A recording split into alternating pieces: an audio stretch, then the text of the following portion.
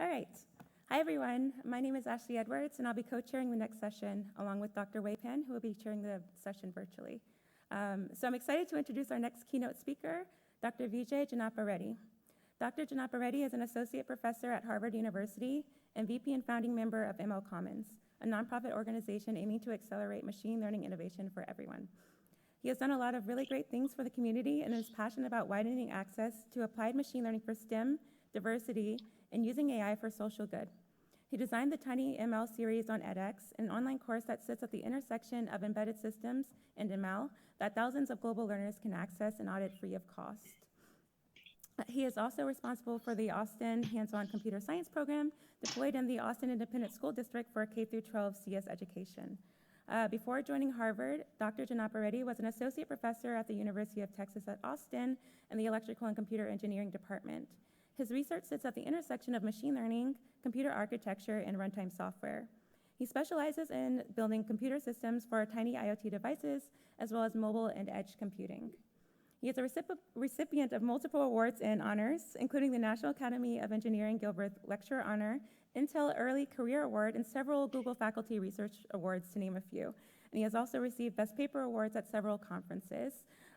So Dr. Janapareti received a PhD in computer science from Harvard University, an MS from the University of Colorado at Boulder, and a BS from Santa Clara University.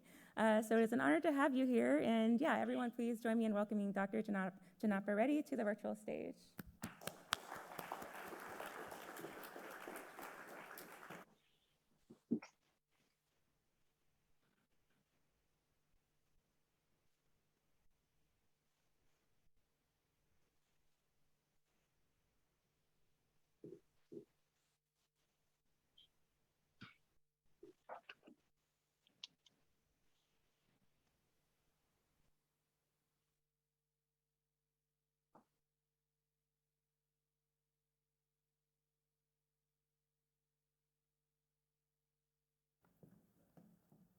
Are you good? We can see your slides now and everything.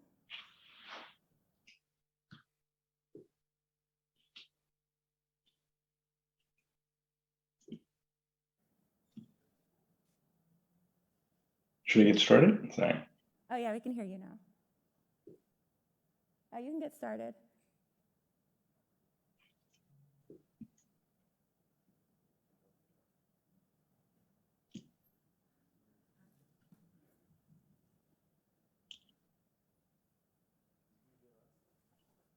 Can you hear me? Thumbs up, maybe? Yeah, I don't know.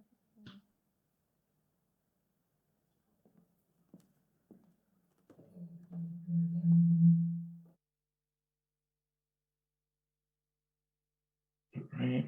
Hi, folks. My name is Vijay. I'm a faculty member at Harvard, and I'm excited today to be talking to you about tiny machine learning, which is an emerging field within machine learning, and I'm going to define what it is pretty soon.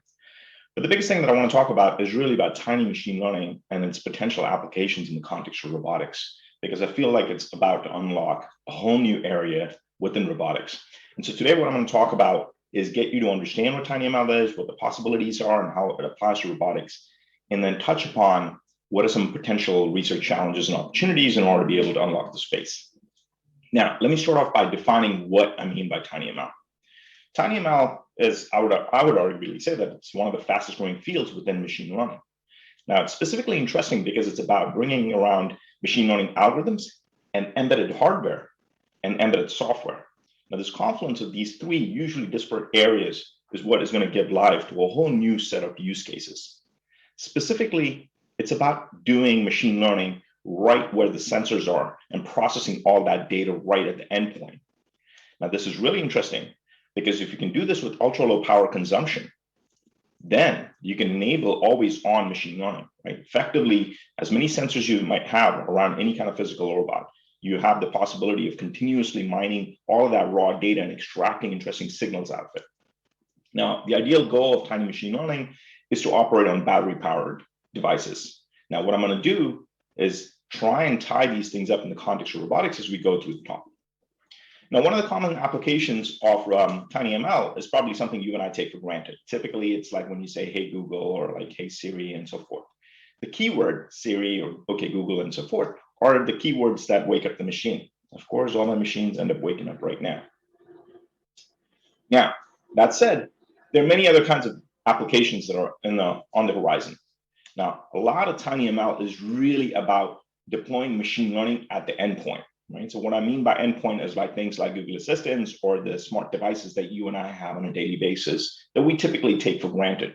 It might be a smart toothbrush, a smart watch, whatever it is. They've got a lot of sensors in there. Now, one of the key things we might be wondering is like, why am I talking about all these consumer devices when we're really at a robot learning conference? Well, that's the interesting point, is like when I'm talking about these consumer devices, that's really where TinyML has typically existed. But what we're seeing is increasing a transition in terms of its applicability to a wide range of application areas. And specifically in the context of robotics, I think it's going to unlock the field quite a bit. Why? Now, if you just take an autonomous car, for instance, right? This thing is loaded with sensors. There is so much sensor information coming through across many different mediums or sensor types that trying to process all that information and trying to extract insights is fundamentally a computational bottleneck. So the key question becomes, instead of looking at all of that raw data that's coming through and housing it in the context of big GPUs, for instance, that actually consume a lot of power, which in fact consume so much power that it actually reduces the overall lifespan of the car in the sense that it consumes a lot of fuel. So the amount of distance that the vehicle can actually autonomously go is actually reduced quite a bit. So the key thing is about like, how can we actually process this sensor data that's at the tip of all these different sensors these many different vehicles have, and try and make sense of that very efficiently. Now, there are lots and lots of different kinds of sensors, right? The motion sensors, acoustic sensors, environmental sensors. This is just a sampling I'm providing. But you can imagine, depending on the kind of application you are touching, it's going to have some modality of sensing, period. Robotics in my head is all about sensing in some capacity and making sense of the environment or making sense of the information that you're getting through. And processing all of that is extremely challenging. Now, it's extremely challenging, not just in terms of like putting the sensors, in fact, just kind of putting the sensors on in itself is a problem. But what makes it really challenging is the fact that you have to process all of that information, which means that there's an additional compute burden that's put on. And today I want to talk a lot about this intersection between compute and this machine learning and how it applies in the context of robotics as we kind of go further. Now, one specific example, if I just take, right, would be like how sensor information is being used. We're in a robot learning in a conference. And so obviously, we're very familiar with the idea of taking inputs and then, for instance, going from pixel to control, right? We have many different application use cases. For instance, the learning hand-eye coordination is a classic example where we built these robots where we're actually trying to look at pixel information that's coming through and learning how to grasp better. That's just one example. Now, over time, what we're seeing is that there are other kinds of applications that are coming about. So for instance, in this particular case, there's a dangerous gas leak in a building. Wouldn't it be great if we could send in robots to find the gas leak quickly and without endangering human lives? We have developed the first autonomous swarm of tiny drones that is able to find gas leaks in unknown, cluttered environments. Their small size not only allows them to fly in narrow spaces, but also makes them very safe. Usually, it is very challenging to get such tiny drones to fly autonomously. The key reason that they're actually challenging is what? Because there's swap constraint, right? There's size, the physical form factor, there's weight, because as you add the weight, then you're going to need the extra thrust. And then, of course, you've got limited flight capability because your battery is really small. This crazy fly, for instance, typically hovers for only about 5 to 7 minutes. And any little bit of additional compute that you put on board actually reduces the amount of capability that it has in terms of performing missions autonomously. Now, this is some collaborative work. Just want to give a shout out for the Mab Lab that at TU Delft with Guido. We've done some interesting work in terms of enabling compute on these small little devices. Now, there's also really interesting work that I think Scaramuza is going to talk about tomorrow in terms of agile drone racing capabilities using these small devices, which needs a lot of high performance compute. You can actually push these kinds of devices. The sensing modalities actually become really, really interesting as you go from big scale robotics, like the arms that I showed you, down to like these small little crazy flies, and you can even push them even further. So this is an example from Rob Wood's group at Harvard, which is an extremely small robot. Harvard's ambulatory micro robot. Hammer is inspired by one of nature's most accomplished animals, the cockroach. Cockroaches are fast, nimble, and nearly impossible to kill. This centimeter-sized robot packs a lot of that same functionality in its small body. Each leg is equipped with 2 actuators, mimicking the joints of real insects. These actuators give Hammer a lot of maneuverability. Hammer is designed to run, trot, bound, and jump, and can run about 10.5 body lengths per second. This tiny bot can carry payloads 2 times its own body weight, which could be useful one day for carrying sensors and other equipment in the field.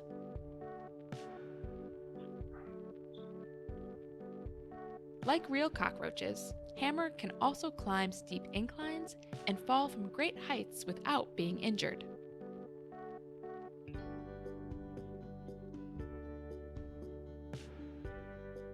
This versatile bot could one day perform a range of applications, from crawling through rubble on search and rescue missions to surveying dangerous environments unreachable to humans. So if you see this little guy scurrying down the halls of Harvard, try not to squish it. So this is very exciting, right? So what we've talked about in this particular robot that is extremely small, right, is really about the physical actuation capabilities using Popman's kind of manufacturing capabilities. But one of the really interesting things is how can we embed intelligence on these small devices, which I think is sort of the next frontier. Now, if you want to enable intelligence on these small little devices, then you've really got to think about what is the sensor feed that's coming in? What kind of sensory input do I get? And how do I make sense of actually processing that information? As you can imagine, there is absolutely no way you can actually take any of the data that's physically getting gathered and offload it to a smartphone or a cloud or anything like that, right? You can't put a big fat GPU to run a big model down here. So the key question becomes, how can I use tiny machine learning in order to enable intelligence on board some of these emerging application areas?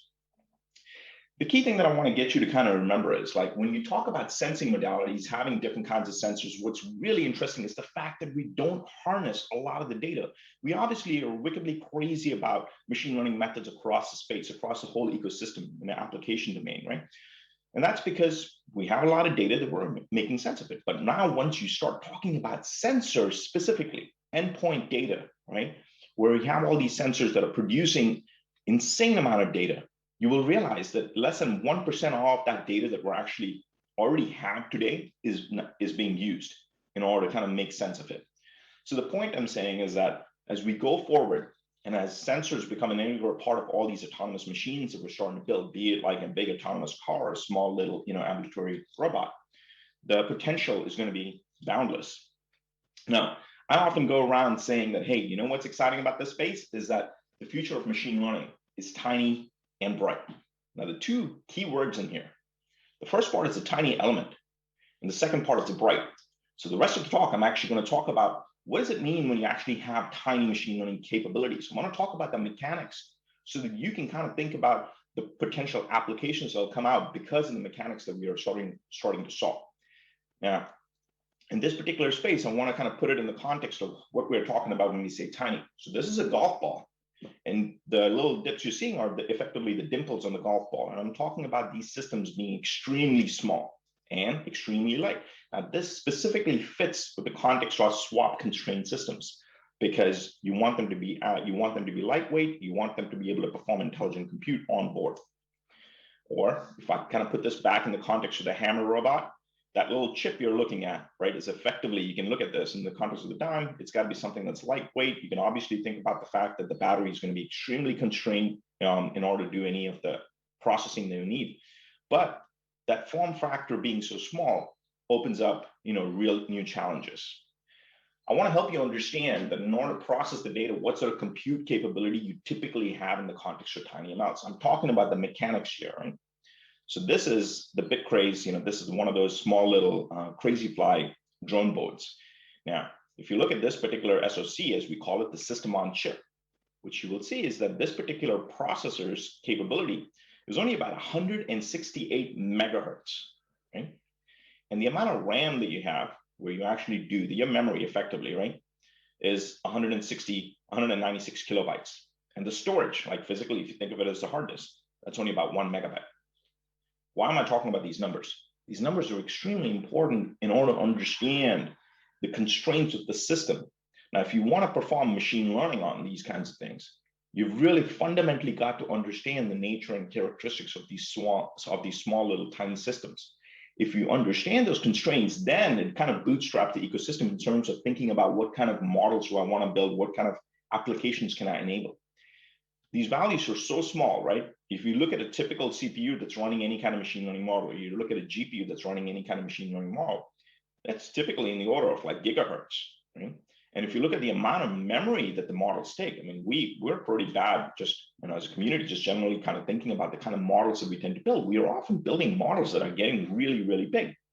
So this is almost like going in the opposite direction of what the rest of the ecosystem is going. And I would argue that this is the kind of compute that is actually very, very pervasive. In fact, if you look at these small little systems that I'm talking about, I'm not talking about what's about to come out in the next couple of years and so forth. This is already all around us, like virtually across all of the devices that you and I take for granted.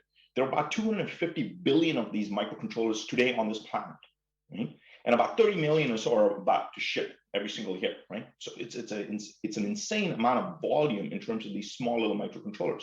So the ecosystem already effectively exists. That's a really exciting thing.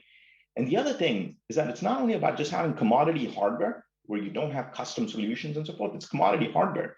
And the price of these components has been dropping remarkably. They're only about 50 cents a pop, which is incredible, right? What this is getting to is that we have the potential to enable like really low cost, right? Or low power, cheap commodity hardware, right? We have this. And TinyML is all about taking machine learning and trying to enable it on this sort of, commodity hardware. And if we can do this, then it's wickedly awesome, because then we would be able to harness a lot of the rich sensory input that we're often dealing with in the context of robotics.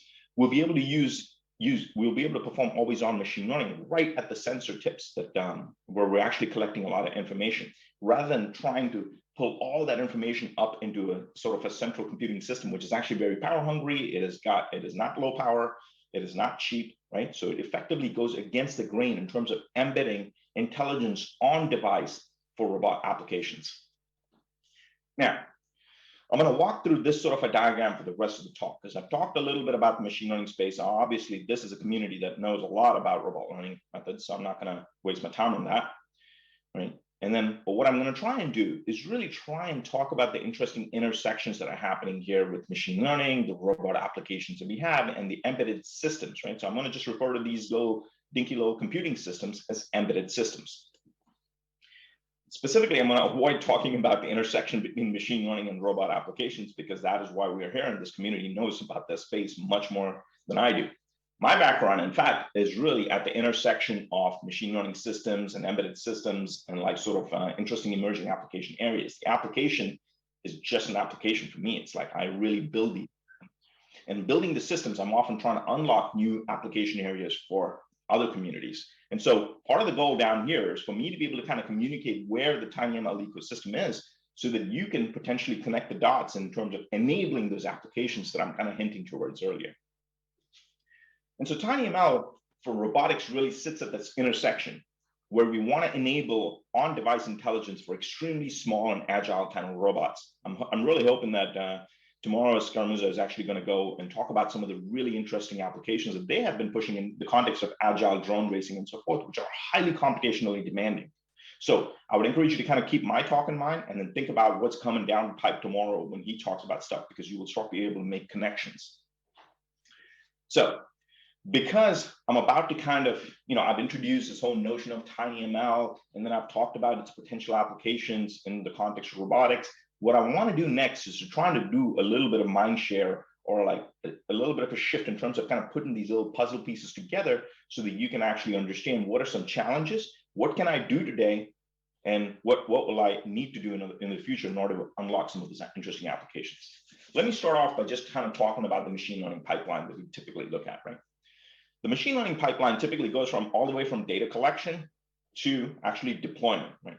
Now, arguably, I feel that a lot of the community often is very focused in just unlocking the first piece of the pipe. What do I mean by this? We often build data sets, we often build benchmarks of data sets, and then we go ahead and try and train models and get them to conversions, and try and understand what policy actually works well, what kind of learning algorithms we got to put in place, and so forth. And that's kind of what we do. And that is an extremely important part. Right? And I think this community does a wonderful job of that. However, there is a second part to the whole aspect, of pushing the whole robotic application areas that we come up with into a production sort of a scenario or a use case scenario, right? And this is really where my job usually kind of kicks in, because part of my job is kind of figuring out like, hey, you folks are coming up with these really interesting applications. How do I actually enable some sort of interesting deployments down here onto a physical device, right? Now, there are a whole load of challenges that you start running into when you actually take big models and you try and squeeze them down on small systems. I'm going to give you one cherry-picked example, and we can talk about more later. Let's say, for instance, I train a neural network, and I've done all my magic, and I end up with a neural network that's I'm going to give it a name called policy 3. It's got some number of parameters, and there is a base model is FP32, just a default model that you get out of a trained system, right? And it's got some sort of success rate. This actually specifically comes from being able to do autonomous navigation on a UAV system. It's got a rough success rate of 86%. And if you look at the latency of the system, it's 208 milliseconds. That means from the time you actually put the model on the device and you actually push go for every single, let's say, perception frame that's coming in, right, to the point that you actually try and get the result of that, what the data was that coming out of the endpoint of the network, it's about 208 milliseconds. Now I'll get to the rest of these columns later. Right? So now if I take this little system and I deploy this on this physical device, let's say, for example, I deploy this on this Raspberry device, right, which is a small embedded device, then what you're going to see is that the time here is remarkably actually very inefficient. It actually does not work if you try and put it into a real-time loop. It actually falls apart real fast. You have this model actually works well, period. We can say that, right? If it works well, then does it actually work efficiently on device? That's the second question, right? Now, what I'm showing you here is that one of the reasons that it actually takes longer to run this is because even though it fits on the device, it doesn't fit on the device efficiently. In other words, you can see here that the memory consumption when I'm running this particular model, right, this is sort of around 900 megabytes or so. It's starting to use what we call, once you kick the model in, it's starting to use what we call a swap memory. In any computing system, you're going to have the typical memory, which is really fast and efficient, and then there's an entire backspace that actually supports the whole virtual memory architecture that traditional systems have, where there'll be a little bit of swap space, and the swap space is really slow and inefficient, but effectively gives you an extra virtual memory space, right? And what we're seeing is that this model happens to be so big that it actually is falling into the swap space. Once you go into the swap space, your performance basically collapses dramatically, right? And so that's what we're seeing here. The reason this 208 milliseconds actually takes place is because we're using swap space. Now, in contrast, being a systems engineer guy, if I go into the second phase of actually doing the deployment, right, what am I going to do? I'm actually going to take the trained model that you might have, and then I'm going to try and do quantization. I'll pull a whole bunch of tricks around trying to shrink the model, be it pruning, quantization or quantization of weight training, and try and get the model down into an int8 version. The int8 version, simply put, is going to be 4 times faster, 4 times smaller, and therefore it's actually going to fit very efficiently inside the memory system. And you can see as a result of that int8 model, right, the performance is actually much, much faster. It's 11 milliseconds as opposed to 208 milliseconds. That's roughly about close to a 20x sort of a difference, right, in terms of performance capability. Now, this is key. This is key because if you want to be able to actually physically deploy something onto the robot, the real-time feedback loop actually becomes quite integral. So the point I'm trying to make here is that in general, when we're talking about deploying any sort of tiny machine learning, we're going to have to be extremely conscious not only about just getting models to actually work well and converge, but we're also going to have to close the full loop, which is thinking about, hey, if I've trained these models, how well do these models actually run on the deployment device? And if you don't close that full loop, then you often get into situations where you practically can't deploy things on the device. And this I see all the time. It can be some of the best people in the community working on this, but typically these two communities have been largely split. And increasingly, one of the points that I'm trying to make is that we need to look at the end-to-end ML workflow, going from actually training to full-on deployment, because that actually opens up an interesting new set of problems, some of which I will actually show. Now, before I go any further, first and foremost, I want to convince you that, yes, you can actually start doing these kinds of things today, right? This is not pie in the sky kind of thing. The small little compute engines that I'm showing you, you can actually physically embed them right next to sensors. The technology exists today. This is about one of the fastest growing fields right now within the systems community. And that's why I want to talk about it, because there are really interesting challenges you have to appreciate in order to know what you can and what you cannot do. So there are lots of these small little embedded systems all over the place. If you look at like the ecosystem of embedded systems, these devices, for instance, I'll hold one up in my hand, like literally physically, right? This is the small little device, and you can see it literally fits in my finger. And this is a development platform. A development platform is usually not the smallest little thing you can build. It's got a bunch of prototyping systems around it. But the key message is they're really small systems, relatively speaking. This is by no means compared to an NVIDIA V100 GPU. These systems are extremely small. And they're small, which means they're also tuned that way because you want them to consume very little power. What that means is that their clock performance, the performance abilities that they have in terms of just raw horsepower is going to be very, very small. These are, as you can see here, these are in the order of a few megahertz. Now, often when you're trying to do sensor processing, in some cases where you're trying to use it for filtering data and so forth, this sort of compute performance is usually okay. Now, you also got to keep in mind that the amount of memory that these systems have is also very, very small. As I mentioned earlier, we're talking about a few kilobytes of main memory. And if you consider it, quote unquote, your hard disk, right? The flash, as we call it, there's only about 1 megabyte, 2 megabytes. So they're very, very small systems. And they often are loaded with a rich number of sensors that you can actually harness. Now, one of the things that happens when you have these kind of systems is like, it leads into some sort of deployment challenges. How can I deploy machine learning models onto small little devices like that? Well, broadly, these challenges can be put into hardware and software. On the hardware side, for instance, you have heterogeneity problems. What I mean by that is each one of these little devices that I might go in the market and kind of take off the shelf, you'll find like, well, I might have a CPU, I might have a DSP, I might have an NPU. They're all highly specialized engines for various tasks. Then you get into the issue that, like, as I showed you, they have very little memory. They have power limitations, so you can't actually run complex things on them. So you kind of have to appreciate the fact that there's a lot of limitations around this space, because often there are a few people that I know who kind of are working at this intersection of TinyML and robotics.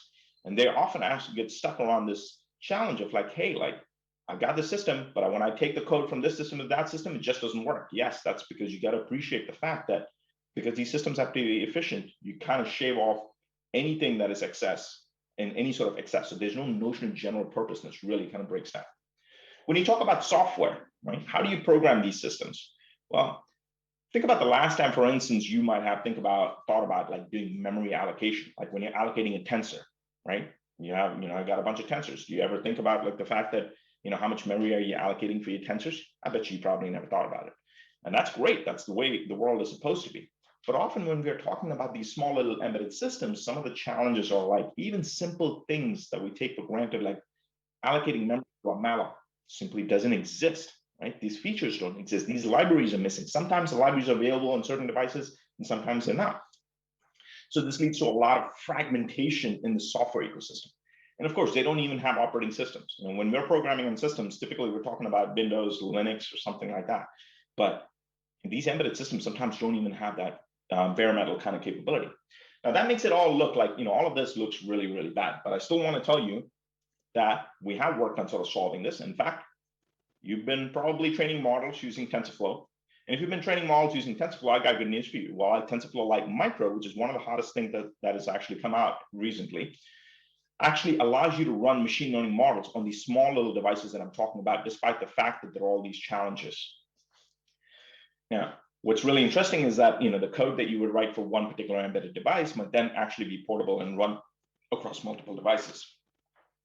Now, we've actually used this in the context of robot applications. For example, we worked on a paper where we built an autonomous drone where the goal was to kind of do source seeking while avoiding obstacles, right?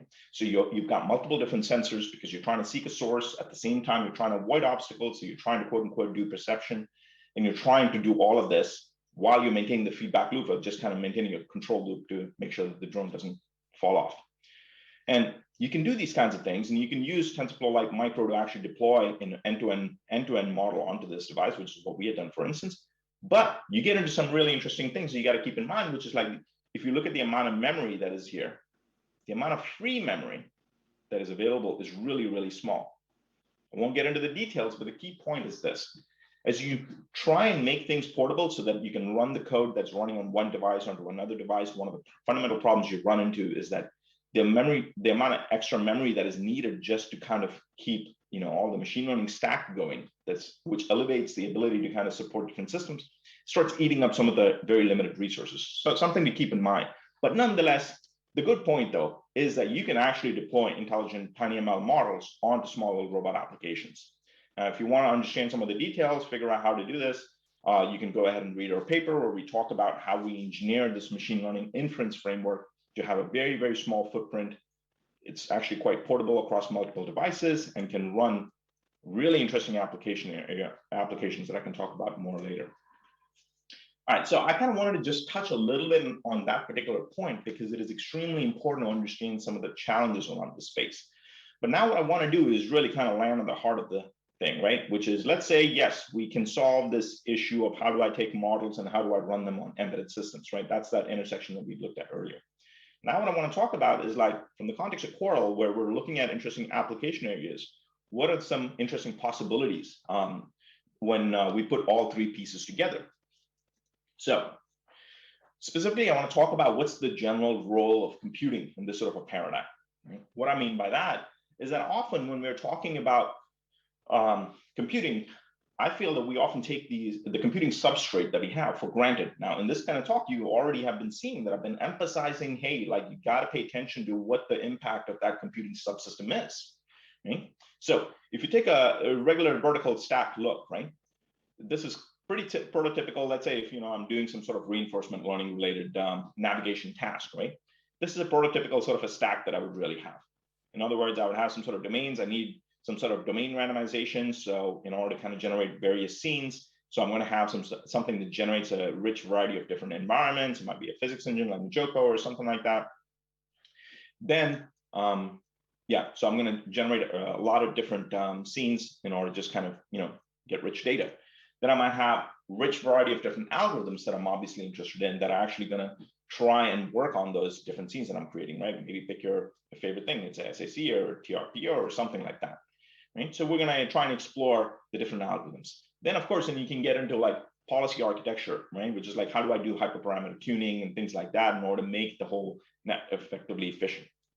Now, I would argue that by and large, typically when we're thinking of the intersection between machine learning and sort of robotics, specifically robot learning, I would argue that like we largely tend to focus on these top three things. Now, these are obviously extremely important things to focus on.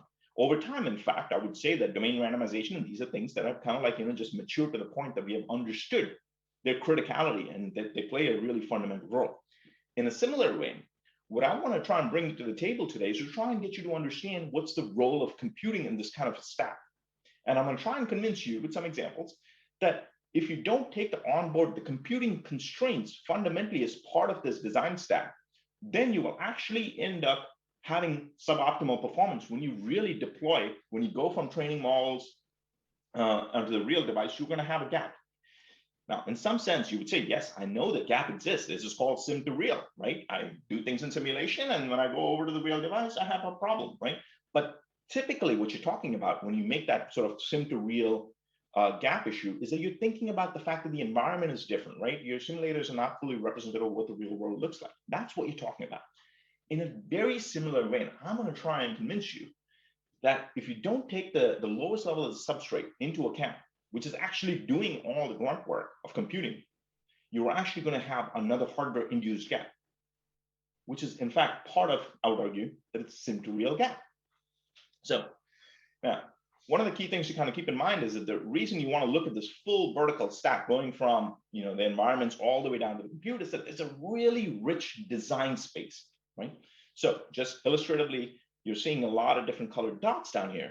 And one of these dots is a particular manifestation that we're going to have in terms of what that robot is, right? It'd be in the physical sort of form factor. It's in terms of like the compute engine that you actually have and what kind of sensor you can pack in and so forth, right? So the point I'm making is it is a really rich design space. Now, the key thing, again, I said, is that I want to talk about what the role of that hardware element is, because when you talk about TinyML, that compute engine becomes actually quite critical. Now, if you look at any kind of, let's say, end-to-end learning engine, right? what do you have? You have some sort of environment generator, something like AirSim, or pick your favorite simulator that you would have, right? It's kind of generating the environment. You've got some sort of input data that's coming through, that's where you're actually doing your training, right? So that might be the stuff on the left and on the right. For example, if this is a UAV, I might have an environment here. I have some sort of compute engine, then I have a flight control stack, which is actually generating this. Now, in this kind of context, there's this notion of what we call as hardware in the loop. The hardware in the loop basically says that, hey, like, I have a flight controller that is actually generating the commands. So my simulation engine is taking hardware commands coming through about how the UAV has to behave inside the simulated world. But often what we do is that we tend to leave out this bit down here, right? This left-hand portion where the algorithms are running, we often tend to take the system that they're running on for granted. Why? Because look, when you're training your algorithms, you're often kind of just using high performance GPUs and so forth, right? Things that consume about 300 watts, 400 watts, right? That actually need to be physically located in a server room. But when you train that model and you get this nice little model and you're like, hooray, I kind of have this network that's actually able to perform the task. Well, the question is, how well does that algorithm actually perform when it's actually running on that big GPU versus when you actually port it over to a small device? That's where you get the gap. The way the networks actually behave in the real world is not just all about the environment issue. It is also about the compute substrate.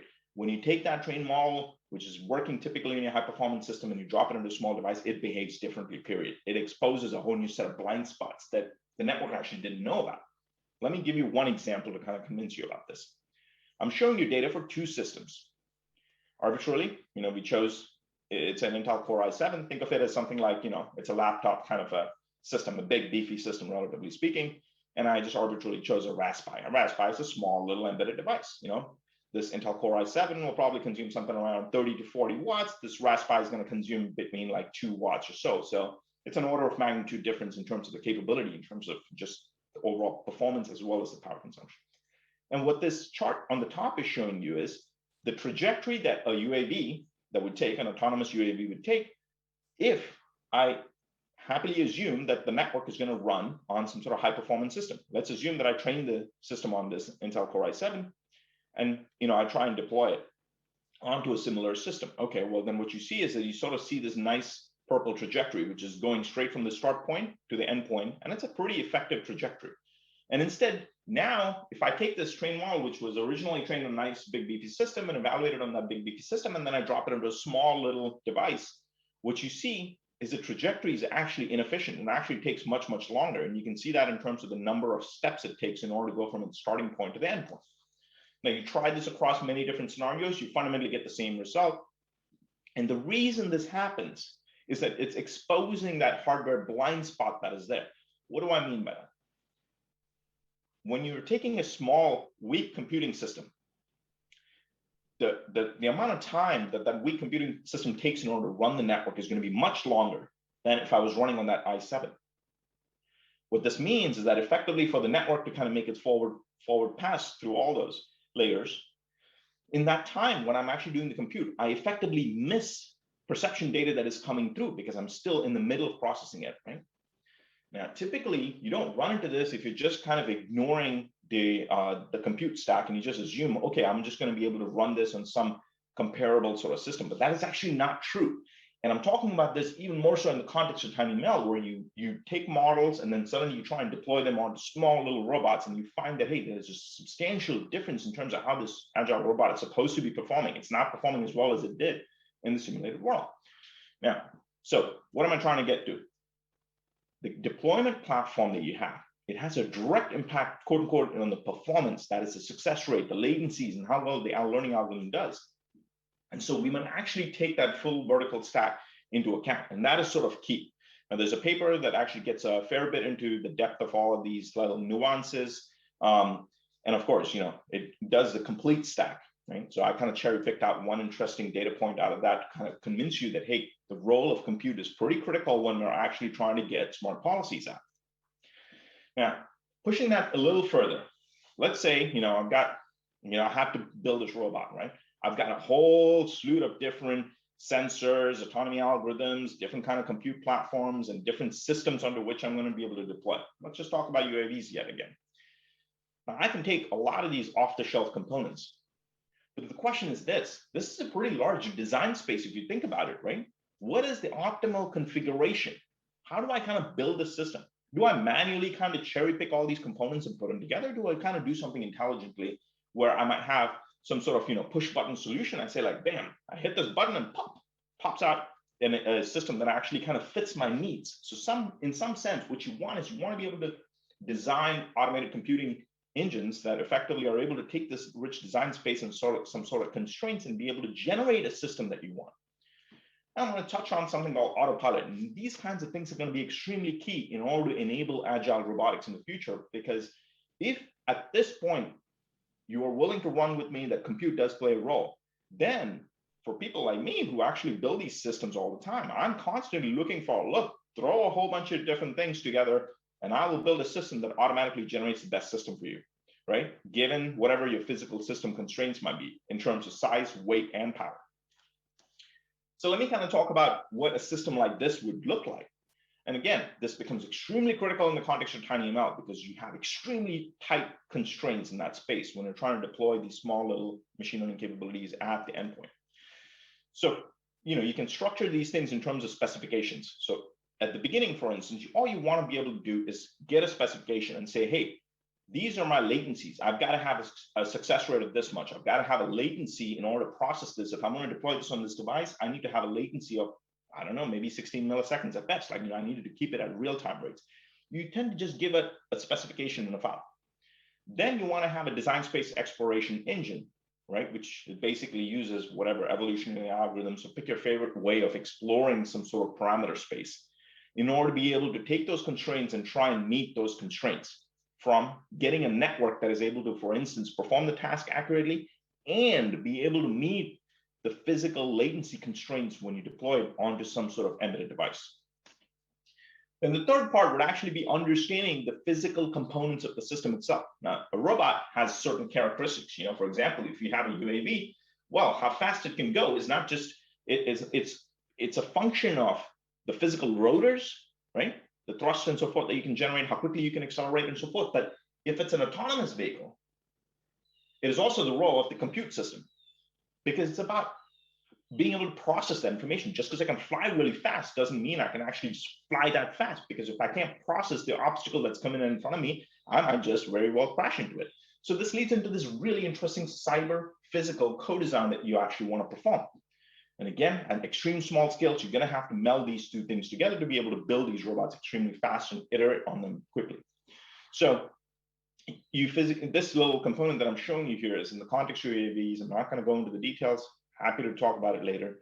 But the key thing it's getting to is really looking at what the physical components are and trying to balance this network policy you might come up with in a way that, hey, this network policy in terms of the accuracy and in terms of the latency and so forth does actually meld well with the system. And out comes some sort of design point that says, hey, you know what, this is this DNN policy that I might have for end-to-end learning, for instance, and here is a chip that actually is the kind of design that you would want to have that would work well for the kind of specifications you gave me in terms of the robot physics. Now, you can actually push this even further. Now, this is obviously going to be pushing you all to the limit because it's starting to go pretty low level into the system stack. Right. So this autopilot generates some sort of design configuration, right? It says, okay, well, I've got this robot that can move this fast. It's got to proceed this fast. I can come up with a network that's got this success rate. Voila. Now what we can do is we can actually take this and say, hey, you know what? Let's actually build a custom chip. This is a little different than what I talked previously about, which was actually building, taking off-the-shelf components and kind of putting them together. What you can do is you can actually design a custom chip. A little bit of a sidestep, but I'll tell you, one of the things that we're all facing in computing, right, is the fact that computing's performance is basically slowing down. This is why we're starting to build what we call as domain-specific accelerators. In other words, we specialize for domain. A domain would be like machine learning. We specialize. We build TPUs, GPUs, a whole bunch of different accelerators just to run one gem kernel very efficiently in some craziness, right? Now, you can actually take that sort of application domain specific thing and say, like, look, I'd come up with some particular system and I can customize it real quickly. Think of it as like going on Amazon, pushing, oh, I would like to have this particular chip that I would like to put on my little hammer robot. And voila, in 1 week, a chip shows up at your door. That is effectively where we're all pushing the computing industry at this point. So there are ways to actually kind of go to that extent and build what we call as a system on chip designs automatically. Now, a lot more details in this particular thing, but the key nugget that we're trying to get to is like, we want to automate the search space for all these kinds of building these autonomous robots as they come in different form factors and sizes and so forth. So, and then you need to consider both the cyber components as well as the physical components, and you can generate custom computing solutions that meet a very particular task scope. In the context of TinyML, it often is very, very specific to a given task, because TinyML is dealing with a few sensors, one sensor, and so you tend to want to customize for those things. Now, that's been in the context of UAVs, right? But I don't want you to think like, oh, this all stuff is only in the context of autonomous drones that I can have. That's not true. You could actually generalize these principles around what we call as robomorphic computing, where the intent is that you would actually look at the physical, the robot's morphology, right? The physical structure of the robot. And out of that, you can extract really interesting principles about the links and the limbs that the robot has and be able to use that information to automatically generate these custom solutions. So just a point of generality here. Where am I going with all this? Taking a step back up, right? So I'm trying to come back up here now. You know, I talked about how we are used to kind of having this sort of a vertical stack when we're exploring the design space of coming up with algorithms and trying to tune those policies. Now, and then I emphasize the fact that, hey, increasingly we are going to have to bring the compute element into the design space, right? Because if you don't think about compute as being an integral portion of building the system, then you're going to potentially run into suboptimal performance. I gave you one example. There are plenty of other examples where you kind of run into this. So in a way, it is a new sort of a gap that we're trying to, tell people about. And if you understand that, then you can actually do really interesting co-design across the entire vertical stack. So this is nothing new, right? Co-design is something that the community has been doing in the machine learning space for a bit. Like, we've been talking about neural architecture search, AutoML, AutoRL, effectively in some crazy sense, this would be like Auto DSE, which is the entire design space can be actually explored all together at one time. And you want to be able to iterate on this. So coming one level back up, what I've talked about today is really kind of said like, the machine learning community and the robotics community has been working on really interesting intersection down here, which is what Coral is all about. And what I'm personally sort of hoping is to expose you folks to some of the interesting challenges that come about and the opportunities that it enables when you actually start thinking about smaller scale embedded systems where you're physically trying to deploy things onto the robot, where you don't have the power, you don't have the size, you don't have the physical capacity to actually host these devices. And so this opens up a really rich space, at least in my head. And in an ideal world, what I would love to see is some interesting sort of intersection between machine learning, robotics applications, and embedded systems, right? So in an ideal world, what will continue to happen is that if we look at the paper submissions that are happening at Coral, right? So I kind of just looked up some prior stats on Coral. This is a very healthy sort of a venue that is actually growing in terms of its community. And over time, one of my wishes is that we'd increasingly see a new domain, sort of a set of papers that are coming in that sort of sit at that intersection where we're not just thinking about building better algorithms, but we're also thinking about building better systems that can actually run these algorithms on device efficiently. I was a little disappointed because I remember like seeing some sort of papers on the open review system kind of a while back that were actually trying to push the community towards thinking about this intersection. I was disappointed that they actually didn't get it. They were not my papers, for full disclosure, but I just happened to find them interesting. But I'm sure there were pitfalls, or the community felt like it was not a good fit. What I'm arguing for is that there's an interesting space that we should be opening up, right? How do you sort of build this, right? It's easy to kind of say, yeah, we should do this. How do we kind of jumpstart? There's a virtuous cycle that has to get lit up. Right? Often in any kind of ML space, right, it all comes down to having data sets, comes down to building models and having systems. You got to get the right set of data sets. In TinyML, for instance, the question I often say is like, hey, we have this really interesting, amazing space of tiny machine learning that's happening around the ecosystem, but what's quote unquote the ImageNet of that, right? Or what's the Atari benchmark suite for that, right? We don't have that yet, but if we kind of think about this systematically, we might actually be able to, pull together data sets and create an opportunity in order to foster this environment. And if we can get the data sets going, then we can obviously get the models going. Once there are data sets, the community jumps on board and we actually start pushing the models. Now, hopefully one of the key things that you all get away from this talk is that, like, well, these models got to be really, really small. I'm talking about models that actually fit literally in the order of a few kilobytes. By the way, again, if any of what I've said in terms of the resource constraints, they seem really, really small, don't let that fool you, right? Because this is why I gave you the example of Hey Siri and all these kinds of interesting applications that are already out in the consumer market. I'm talking about bringing some of those possibilities over to the robotics kind of environment, putting intelligence on these really small devices. And that intelligence might be, for instance, perhaps just doing better end-to-end control, right? That might just be it, but nonetheless, it's about being able to enable that. And if we have the models, folks like me will go ahead and build the systems that you all need in order to run them efficiently. Today, partly the reason I talked about TensorFlow Lite specifically for microcontrollers and so forth is to actually expose the community to kind of have an understanding about what can I do today, right? There are some challenges. Yes, there's a lot of heterogeneity. A lot of these devices are extremely specialized, but nonetheless, there are tools and there are frameworks that are coming about right now that are supported at large scale, right? Like by companies and so forth, that actually enable us to run these models on these extremely small systems. And that kind of generates the virtuous cycle. But if you really want to ignite this in terms of bringing communities together, which, as you can see here, these are, the systems community versus maybe the ML community. These are rather disparate communities. If you want to try and really bring life into this, what I believe is that we need more benchmarks. Now, benchmarks are often a super overloaded term. When I say benchmarks, it means something very different from when, the machine learning community, the robot learning community usually means when they say benchmarks. So let me define what I mean by benchmark. When I'm saying benchmarks, it's about kind of understanding not just what is the data set effectively, or what's the training environment where I'm exploring my policies and so forth, but it's also kind of standardizing them in a way that systems folks can actually take an environment or a certain model and say like, hey, these are some of the golden baselines that we have for these particular interesting tasks. That creates a common language in order for people like me, who are systems folks, to actually be able to engage with the robot learning community, to be able to build these interesting little widgets that'll enable us to build onboard intelligence, right?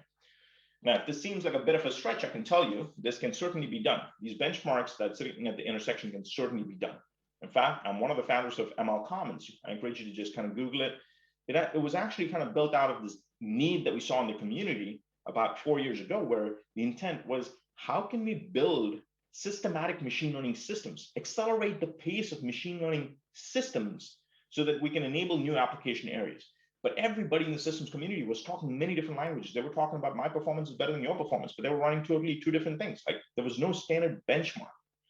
So we created what was called the ML Perf, which then became ML Commons, this big entity that standardized the thing. So we all spoke the same language, and this has resulted in some remarkable acceleration in the machine learning systems community. Now, if I can borrow lessons from that, I would say that yes, building benchmarks has the potential to kind of drive innovative application areas, right? So at the intersection of machine learning, computing systems, and robot applications. Specifically, obviously, I'm really passionate about bringing around TinyML into robotics.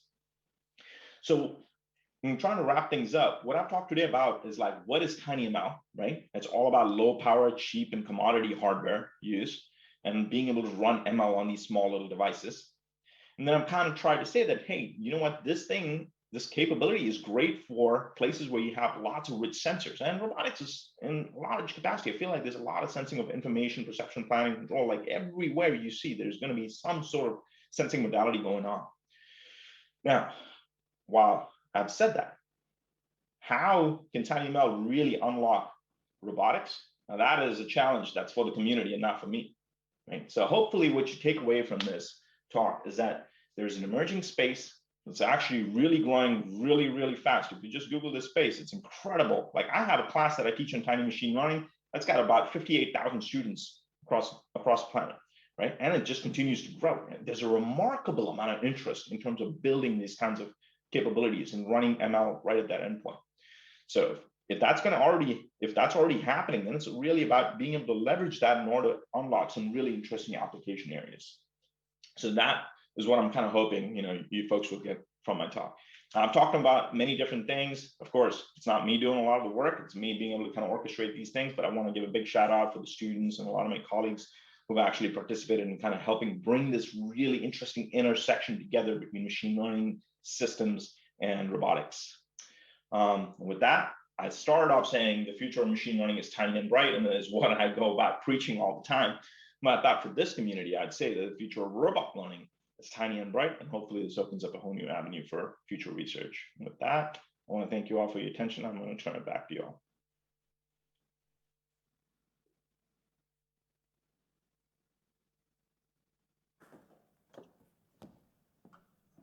Awesome. Yeah, thanks for the great talk. So I'm wondering, does anyone have any questions? Yeah, there's a couple back there. Yeah.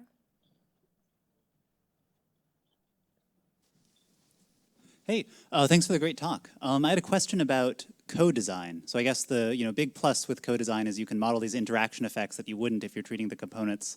I just want to say that I actually don't hear anything in case anyone's saying anything. Hello? Can you hear me? Yeah, okay.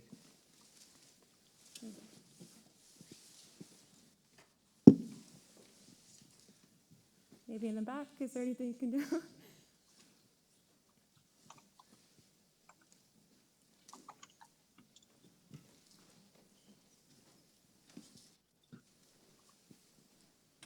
Hello? Can you hear us yet? Can you see me moving?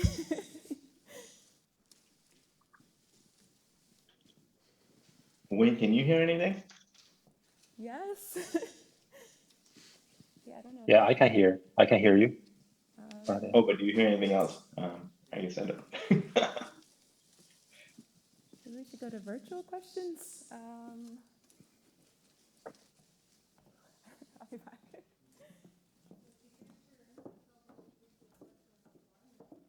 Oh, actually, there's a, yeah.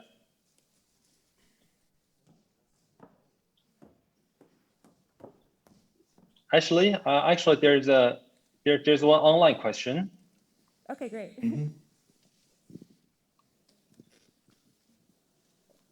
Wait, I don't see the ask it? question, Yeah. so I have no idea.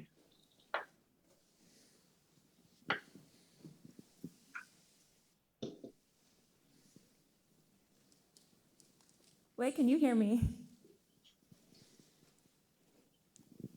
So maybe I can tell the online questions for Vijay. Yeah.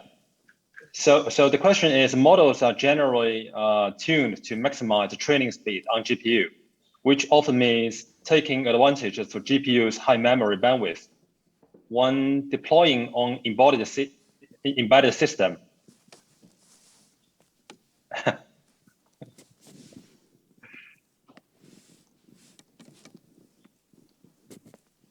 I'm sorry, wait, what was the question? I only caught the first part of it about training them for high bandwidth GPUs.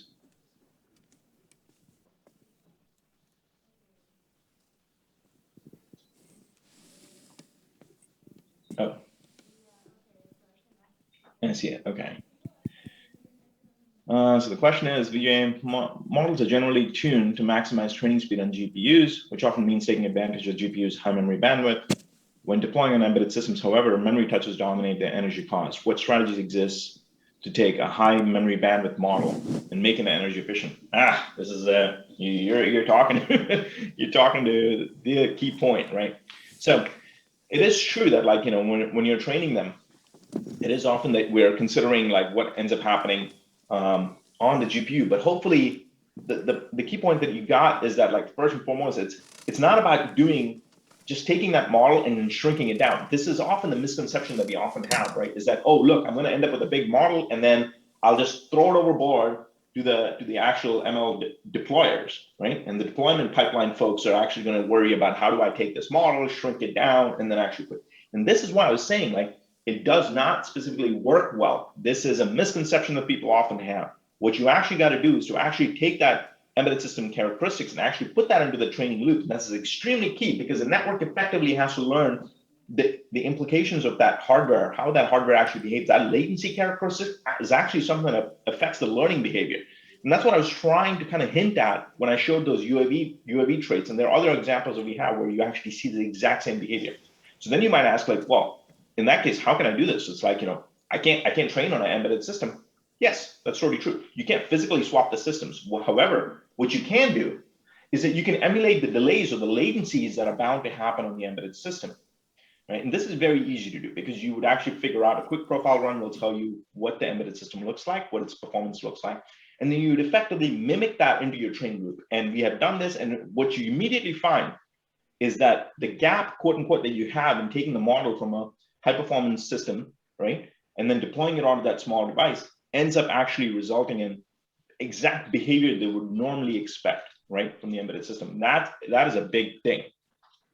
So just to summarize again, I think the notion of just training the model, then shrinking it or doing whatever optimizations you want to do to squeeze it onto an embedded device is the wrong approach. It conceptually makes the model fit, but it does not mean that the robot's actually going to perform the way you expect it to perform. It's often a remarkable sort of an oversight. And that's what, like, hopefully one of the papers that I talked about actually gets a lot into the detail around this. Hoping that answered the question. If not, please feel free to chime in the chat. And the other question is, does the same concept of compute, memory, compute, sensor, hardware, software, and algorithm co-design apply to full-size hardware too? For example, could the same concept be applied to optimize a self-driving car design to minimize energy usage and maximize safety? Beautiful question. The answer is absolutely yes. It is wickedly yes. And that is what is super exciting about this space. Once you understand this relationship, you find that it really, yes, it doesn't really matter. In the context of embedded systems, it gets extremely tight. You have to do it. That becomes the kind of need. But even if you kind of scale it back and say, okay, well, I've got this ginormous compute system in my trunk, right, because I have, like, you know, a big autonomous taxi that's running around, you still get into the same issue, the same fundamental issue. It just happens to be a little bit bigger, right? So it totally does play out that way because, again, these autonomous machines are basically acting in a real-time loop. And so this co-design principle actually is something very important. And in fact, we're actually working on it. There's plenty of like research that's actually getting funded in this space.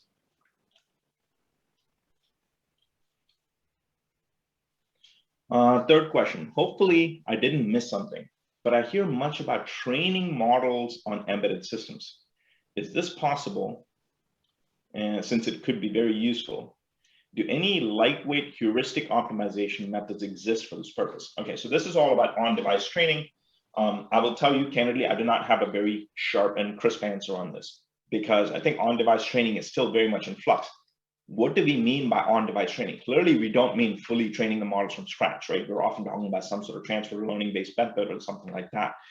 That, I think, yes, that can certainly be done, and that's what people are doing. We already do this in the context of speech. Right. So in the context of fine tuning it for a robot task, I certainly think this can be done. But I personally have not necessarily been looking into that space as much because I think that whole space is still evolving and people are trying to wrap their head around it. Fourth question, Vijay, when you say that you have to include the embedded system in our design loop, what kind of tools exist to be able to model that in our simulator? These are such good questions, my friend. I feel like I'm actually excited because you folks are getting it. Yes, so some of the papers that I've hinted at, that's why I was including the links to some of those papers, like the air learning tool, for instance, that basically makes the case for having hardware in the loop. And you can actually use this in the simulation environment we built, but setting our own work aside because we build them in order to explore these questions. Virtually in any sort of a simulation environment that you have, you can actually do this, right? So it doesn't have to be that like it is wrapped into some existing framework.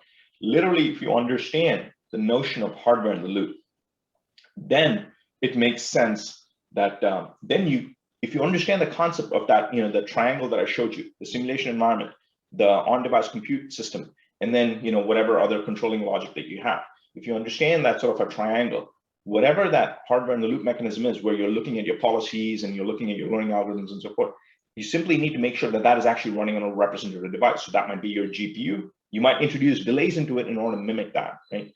As long as you do that, that effectively closes the loop in any simulation environment. You can do this.